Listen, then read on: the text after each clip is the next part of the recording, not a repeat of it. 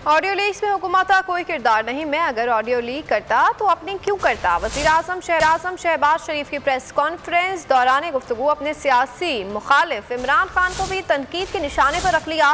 बोले साजिश के ताने बाने इमरान के मिलने से ठोस शवाहिद हैं।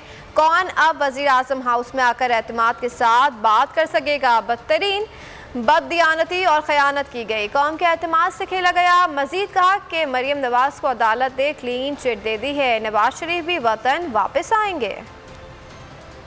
और की ऑडियो लीक करनी तो मैं अपनी ऑडियो को लीक करता हूँ। ठोस शवाहिद की बुनियाद पे क्या है। ताना बाना साजिश का इमरान खान के साथ मिल चुका है। संगीन वारदात की गई पाकिस्तान के खिलाफ। खुदा की कसम खा के आज आप घर में फ्रॉडिया है, बिल्कुल सर से पांव तक फ्रॉडिया ही शख्स। इनकी हमजरा अलीमा खान साहब को एनआरओ मैंने दिया। चीनी का स्कैम हुआ, गंदम का स्कैम हुआ, एनआरओ मैंने तो नहीं दिया। तारीख का सबसे बड़ा डाका 190 मिलियन पाउंड का, इससे बड़ा एनआरओ और क्या हो सकता है। मरियम बेटी का केस अमेंडमेंट उसके तो कोई ताल्लुक नहीं। पुराने कानून तहत मेरिट में फैसला हुआ। ये शख्स अगर पाकिस्तान के ऊपर दोबारा मुसल्लत हुआ, पाकिस्तान को तबाह कर देगा, इदारों को तबाह कर देगा। आर्मी चीफ का कानून में आइन में दर्ज है, उसके मुताबिक फैसला होगा। आप परेशान ना हो। यहाँ जो आएगा खुशहाली के फंड लेके आएगा। आज मुकम्मल होगा, डॉक्टर इजाजत देंगे, वो आएंगे। अदलिया की फैसले माशरे के ऊपर उसके असरात मरतब होते हैं, खास तौर पर अदालत उज़्मा का।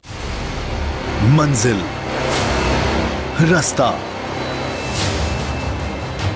जज्बा, भयानक सच्चाई से हटाए पर्दे और तोड़ डाली झूठ की बेड़ियां।